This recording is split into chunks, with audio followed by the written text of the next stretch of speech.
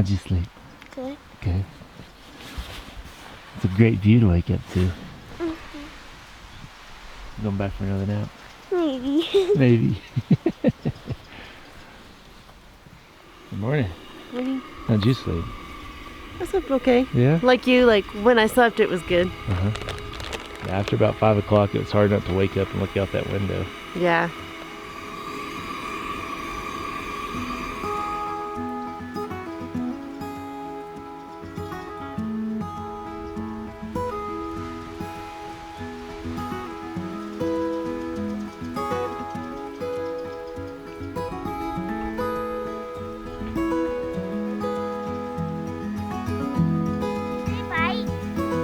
Nope.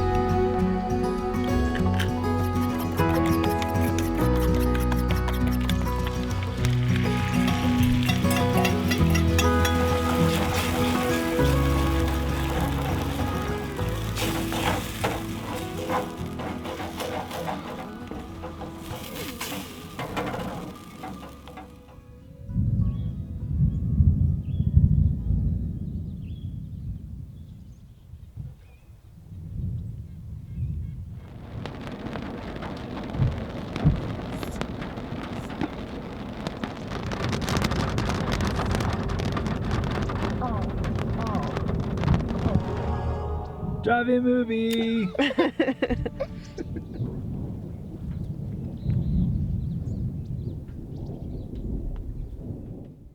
Well, good morning. Doing a last pass through to make sure we got all of our stuff on top of anything else that's left. We did find a lot of garbage when we got here, which was rather disappointing, but you know, like Kev said, we'll just clean it up and do our part. So we had such a great time here. When we first got here, we were blown away at the scenic view and just so surprised that we got this lucky for an epic camp looking right over the Valle Caldera. I don't know, I think I say it wrong every time. But we got so lucky on this overlook and getting to tuck up into the trees to set up camp for the night. And then the next morning we just decided we liked it so much we would stay another day. We also got to see some elk. That was so exciting. I love getting to spot stuff like that. We got to take it easy, being it a second day here. Took naps, played card games, read books. Caroline and Kevin laid in hammocks, and we just got to actually really relax and enjoy ourselves. It's always sometimes such a panic and a hurry to get packed up and headed out the door and all those last minute things. So it's nice to really get to rest. Once you kind of start get going, if you find a favorite spot, always stay one more night. There's nothing wrong with staying one more night. We couldn't pass up having such a lovely view. We made a yummy dinner last night. I made maple glazed scallops and rice and zucchini. So good. Some of my favorite times while camping is first thing in the morning making coffee and then in the evening drinking wine, listening to music, and fixing supper. So now I think the plan is that we are going to start making our way a bit further north. We haven't decided if we'll actually break into Colorado yet or not, but I will definitely keep this spot in mind. We definitely will, and we will definitely be back. So let's go see what's next.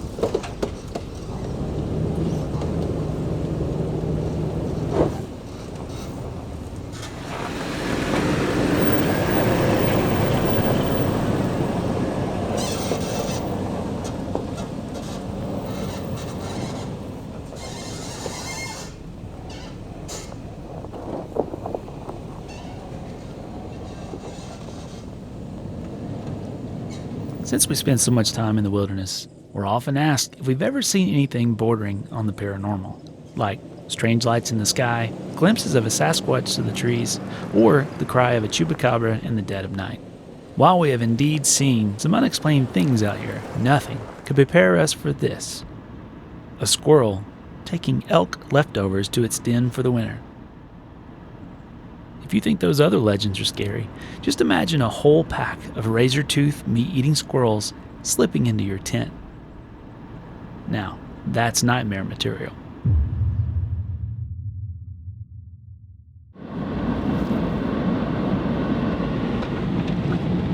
How's it going over there, co-pilot?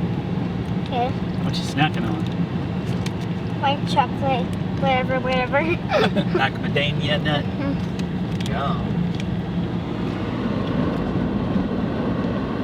So one of the things that we've been trying to do along this route is stop off at any of these cool little camp spots to see what we can see, maybe help our patrons and stuff find epic camps. And this would be a winner in our book right here. What do you think?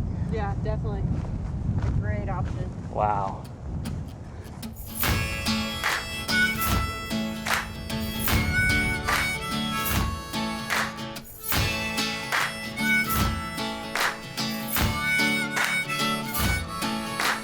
Brother, oh brother, what have I become? In the morning I'll be with you, and if not, then in the morning I'll be gone. Sister, oh sister, where have we been? In the morning I'll be with you, and if not, then in the morning I'll be dead. Once my promises were bent, I never knew quite what they meant, but ever since they turned true, now they belong to you, and they belong to you.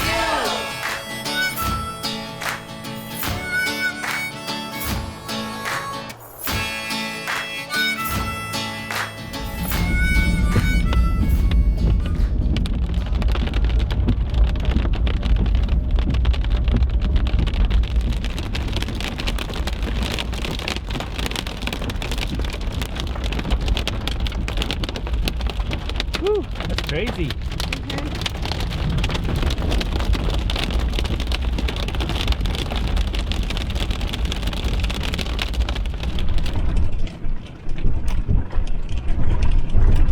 Don't get any bigger. With our circumnavigation of the Valles Caldera complete, it was time to buzz down into civilization, fill up the GX with fuel, snag a few supplies, and top off our diminishing water supply. As we continued north, some impressive rock formations caught our eye, and we quickly dropped off the pavement to investigate a few of the Forest Service roads in the area. This is so cool. Look at that. Crazy. Yeah. Look at those rocks.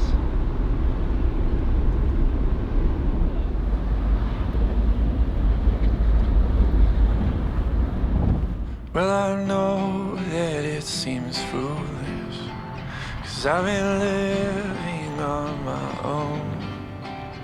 I've been trying to outrun you, but I can't leave you alone. 'Cause I'm tired and I'm weary, just a traveler on this road. Yeah, I'm tired and I'm needy, and my heart's the weight of home. Oh, so won't you come and help me get a job or get a life? 'Cause when I was running just to find you, nothing else mattered in my life.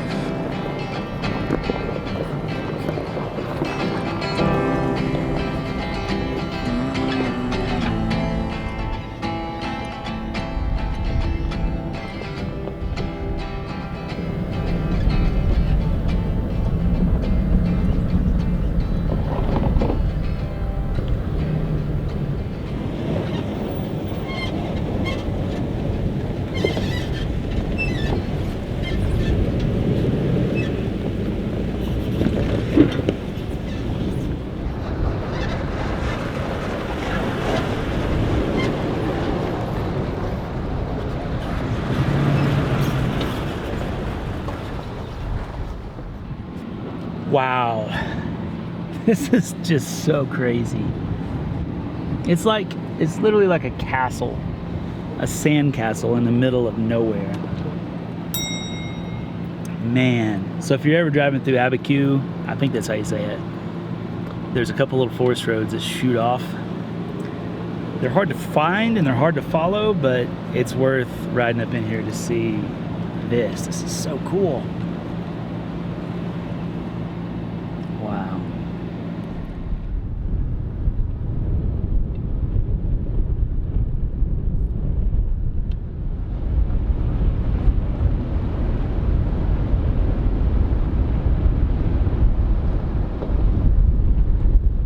All right, so we've discussed the challenges with the NVUM maps from time to time, and this is one of those instances where I'm literally on the Forest Service Road, but yet the Forest Service Road is gone. So we're trying to get back to the highway here, and what do you do? What do you do at this point? Do you turn around and back out, or do you find a new route? The locals have been all over this place, so there's a myriad of different little trails and stuff. This is one of those situations where you just got to go with your gut and do what's safest and impacts the local environment as little as possible. So we only need just a few feet to get onto the old road up here. Can't go up this 5-foot embankment, but just down the way there's a nice little incline. I think we can get up and over it. So next flood that comes through, they won't even see my tracks, or the Forest Service Road for that matter.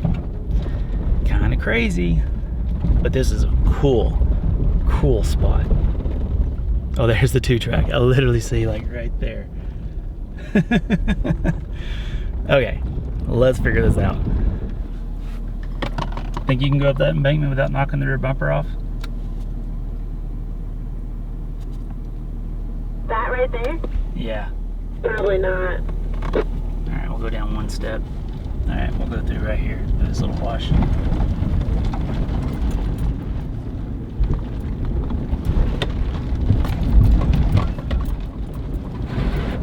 All right, come on, here it is. I was literally 5 foot from this road and I couldn't see it because of the creosote. So now we're back on track. Yet again, here we are on a Forest Service Road, a legal route through this property right here. Locked gate. Can't get out. Can't get out. It's frustrating. All right, so I've spoken with this individual who lives on this property, and he said that he's been given permission to lock it because of all the break-ins that they've been having. He's just trying to protect this property. They've already had stuff stolen, so I get the struggle. I really get the struggle. but I also understand that this is a legal access route. So, you know, I informed him of the law, and he got a little bit belligerent with me, and I said, hey, I understand, I know what you're trying to do. We're all just trying to enjoy the land and protect it too. So after that, he's offered to open the gate for us, so we're headed out now. As you can probably tell, it can be frustrating at times to determine the official route when the map information is outdated or the terrain has been violently rearranged by floods, logging, or fires. While we try to focus on the positive aspects of the adventure, we felt it was important to show you that not every route is always clear-cut. In this case, we were fortunate that the original trail was easy to get back on top of, and the caretaker was nearby to let us out. This is why extra fuel is so vital here in the Wild West. You never know when you may have to reverse course. Anyhow, moving on.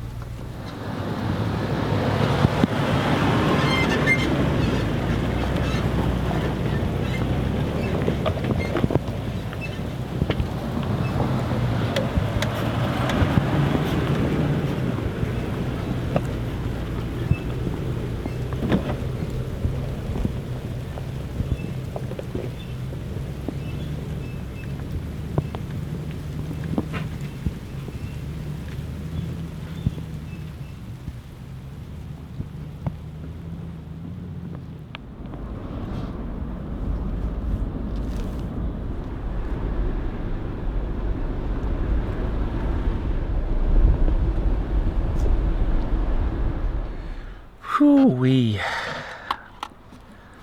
Another long day of driving right there. Sorry, I wasn't trying to show you patches. I think we might have found a pretty cool place to camp if the wind isn't too terrible.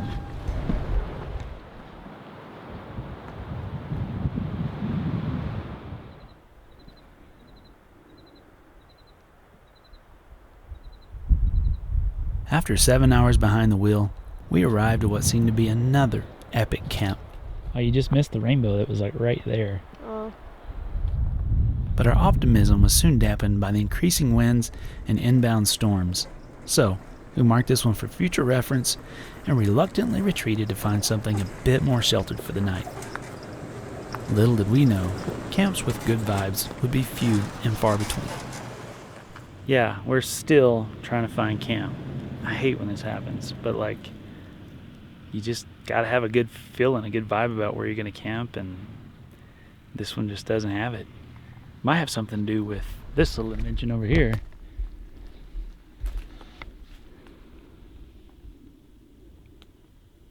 Maybe just some kids playing. Who knows? It's weird though. Let's run down this road a little bit further. Just a little further. Well, we finally made it. What an evening. Kind of almost don't even want to talk about it. I know. What are we having for supper anyhow? Carne asada. Well, that makes it a lot better. Oh, yeah. Nice. You know what I did for this? What? I was, COVID, so I didn't want to buy fresh cilantro, so I bought this. Nice. It's like partially freeze-dried and chopped, so I figured mixed with the juice of the onion, yeah. it would kind of like rehydrate it. I love it.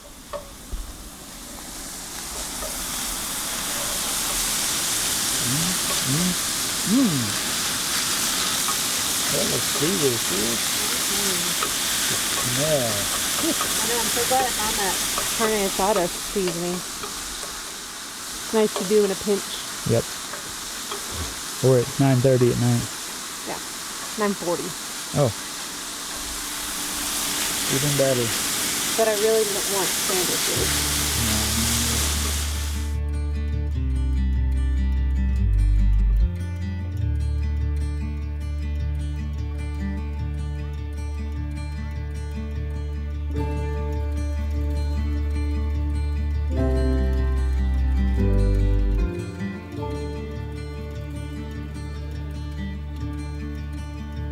Oh man. It might have been a rough late night, but it was worth the wait for that right there. Holy cow. Well, that was quite the adventure getting to this spot. You ladies tired? Yeah. This has been interesting today. Yeah. Kind of a long day. Yeah. So let's get some sleep and try again tomorrow. And I have another thing to say to the camera. What do you have to say to the camera? My pillow smells like donuts. I think I'm gonna have to sleep with that one, so I can dream of Dunkin' Donuts all night long. Hot, fresh Dunkin' Donuts. Not sponsored, but call me. All right, guys. Good night. Lifestyle Overland is sponsored by viewers like you. If you like following our adventure, then please support us on patreon.com/lifestyleoverland.